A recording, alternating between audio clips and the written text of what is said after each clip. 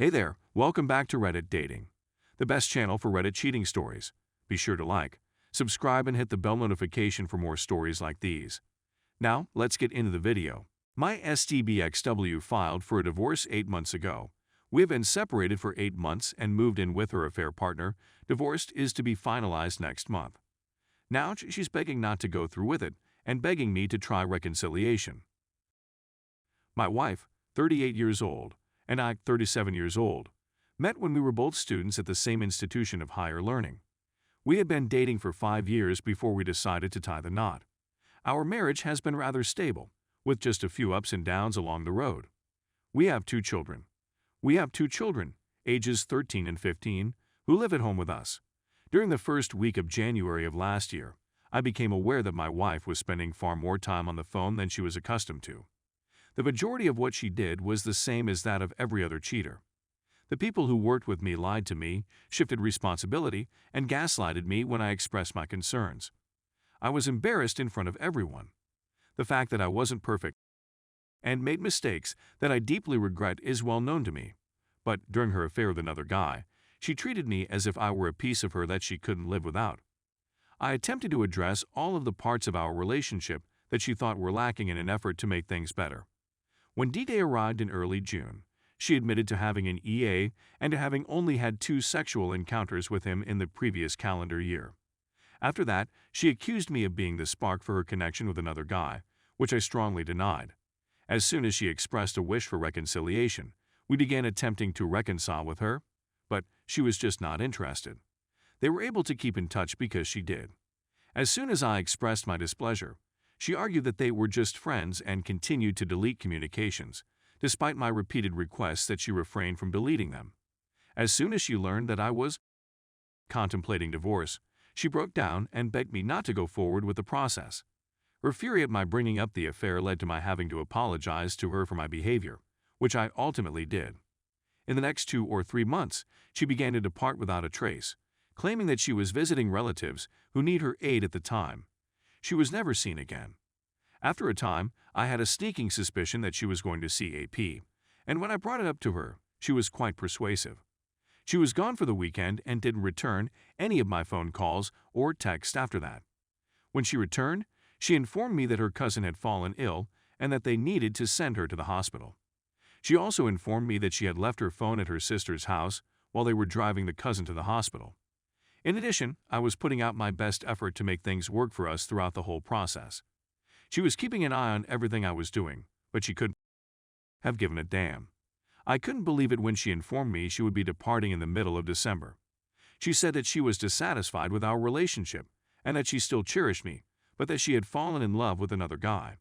She had finally met the person she had been looking for a long time. I recall sobbing for hours in an effort to persuade her, but she was adamant in her beliefs and refused to listen. It was imperative that the children be informed. Because of the restricted room in her AP apartment, I was instructed to leave the children with me during the week and bring them back to her on Saturday and Sunday evening. She filed for divorce less than a week after the occurrence. Those previous several weeks have been the most difficult in my life, and I've been crying nonstop for many weeks. Despite my best attempts, she just expressed guilt for what she had put me through and said that she would want to apologize, but that her mind had already been made up about what she wanted to do. Everyone else, with the exception of us, was completely unaware of what was going on. The fact that we had simply been separated was known to both of them, but they were completely unaware of the reason for our separation. She and her father were already invited to my home when her mother phoned me at the end of January to urge that I speak the truth. I cried nearly to the point of tears on my mother-in-shoulder-laws as I informed her and my sister-in-law what I had learned. They expressed sorry for their daughter's reckless behavior and gave me solace. When I got home, I called my parents and a few close friends, and before long, everyone was aware of our presence, and I began getting consoling messages from others who were talking about my ex-boyfriend. I received a phone call from my wife, who broke down in tears and told me that I had turned everyone against her and that she despises me. This happened a few days later. Apart from that, she alleges that she and AP have been threatened by unknown individuals, that her father despises her, despite the fact that they previously had a good relationship, and that her sisters had refused to engage in discussion with her. Without insulting her, No one will engage in meaningful discussion with her. At the moment, it was the middle of April in the year. She had a worsened relationship with AP by the beginning of June, which she attributed to the stress she was facing at work. While seeing the children, she told me that her assistant principal had booted her out because he couldn't manage the stress of their relationship. At the time of this chat, she was a guest in a hotel room. She did not have the expression of someone who was sad on her face. When she questioned as to whether or not she could move back in, I told her that she could not do so. She expressed her gratitude, but requested that more time be spent with the children in order to show her appreciation. In addition to expressing her remorse for missing the children's activities, she said that she would return in the afternoon to cook for them and spend time with them. I couldn't help but agree. I could count on her to be there as soon as I got home from work to prepare my favorite dinner, clean the house, and leave tiny messages with flowers to say I love you. After work, she would always make an effort to spend more time with me when I returned home from work. It was a delight, I must say, to spend time with her and talk with her. Following that, she expressed her feelings about how much she misses me and whether or not I really wanted to be separated from my spouse. Conversations like these were the kinds of things I tried to avoid at all costs. She called me last week to express her dissatisfaction with IC and inquired as to whether we may use EMS instead of IC in the future. Since starting to dress like that and apply makeup, she sought to establish contact with me, but I turned her down each time she's attempted to begin contact with me. She has gone out and purchased more items for me, and she has made reference to MC on a number of times. She cried uncontrollably throughout the weekend, begging with me not to forward with the divorce proceedings.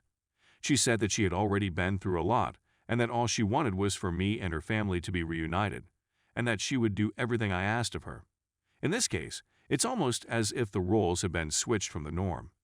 However, despite the fact that I've been feeling numb the whole time, a part of me is relieved that she has been given a taste of her own medicine. In spite of the fact that I still have feelings for her, I'm not sure whether or not I should attempt to rekindle our relationship. Story 2. My wife, female 28, cheated on me.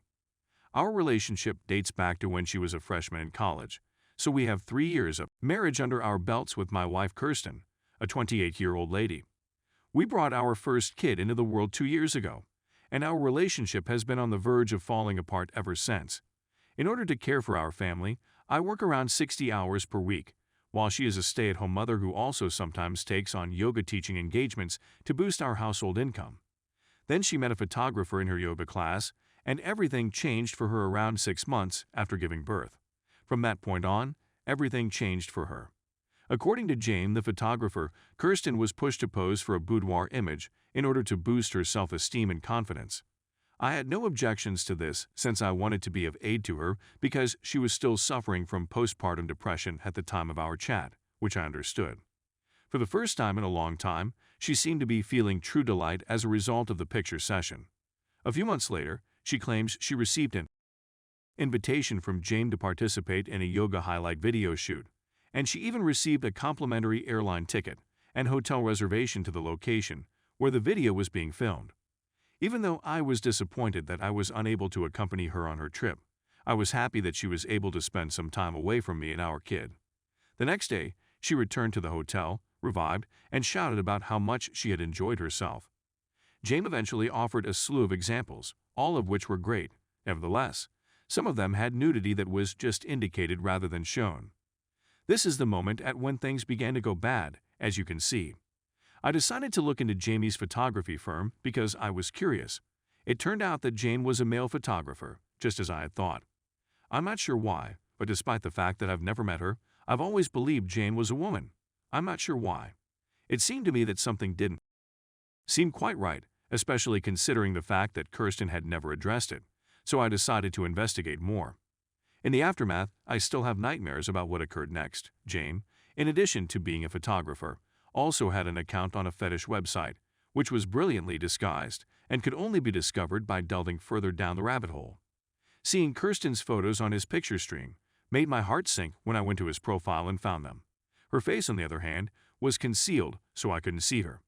After seeing her outfit from not just the most recent picture shoot, but also from a boudoir session she had earlier in the year, as well as a tattoo she had on her lower back, my suspicions were verified.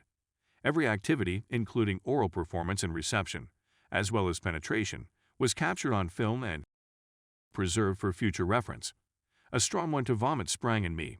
That I used to be sporty, but that I've gained weight as a result of working 60 hours a week is especially upsetting to me. Jess is a muscled, intriguing personality with a member twice my size, and I realize that's exactly what Kirsten is seeking for instead of the same old boring me. Although it happened more than a year ago, I haven't brought up the subject with her at this point. Breaking up with my spouse is something I'm frightened of doing for the sake of our child.